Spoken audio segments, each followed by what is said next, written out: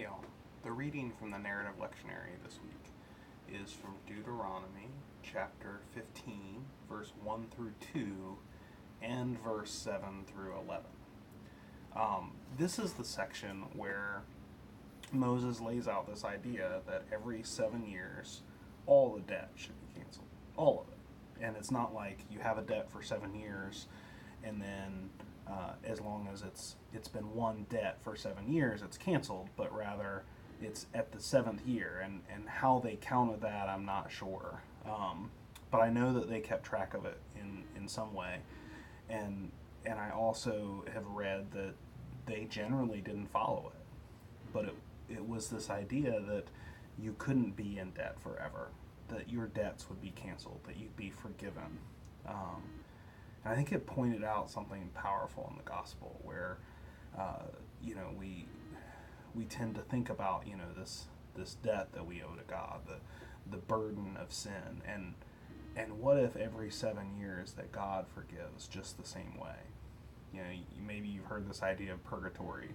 In purgatory, you work off your sin, or God refines you through this fire, and maybe, I don't know, maybe there is something like that in the afterlife. But wouldn't this indicate, or at least point to, some deeper truth that in 7 years, that's the worst? Like, that's the most you would ever have to suffer, if even. I think about the parables that Jesus told about the workers in the vineyard, how they're called in the beginning of the day, and then later there's other workers that come to the vineyard, and it's the last hour of the day, and then when they go to get paid, they're all paid the same. And it's like Jesus was preparing us for this idea that love wins, as Rob Bell put it.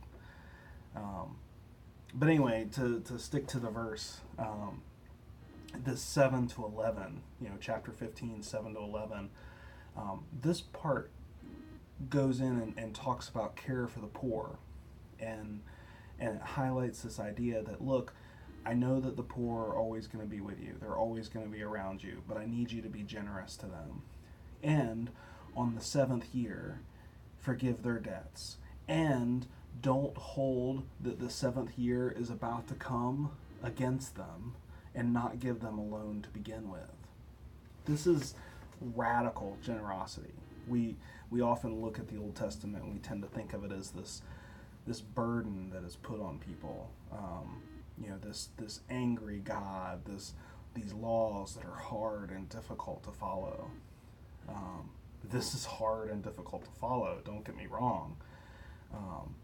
But this is not the work of an angry God. This is not the law of an angry God, and it's certainly not common to the time. This was a radical idea of forgiveness. This was a radical idea of generosity and giving to the poor and caring for the people who had less. And we should look at our own culture and the things that are radical right now. I struggle with the immigration stuff. There's a part of me that, I want to see immigration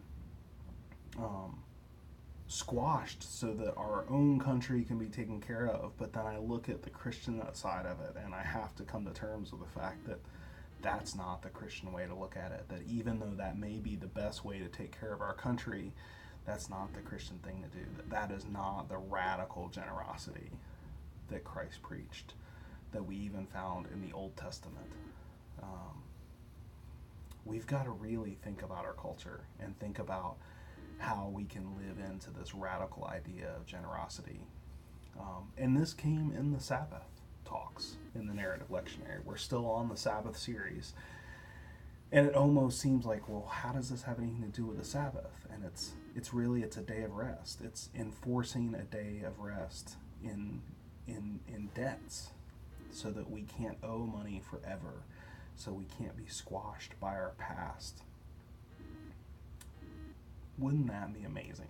Think about credit card debt and student loans and home loans and all of those things that seem to put pressure on us now. If after every 7 years that went away, that disappeared, so that you could never get yourself worse than 7 years in debt, well, What would our world look like if that was the case today?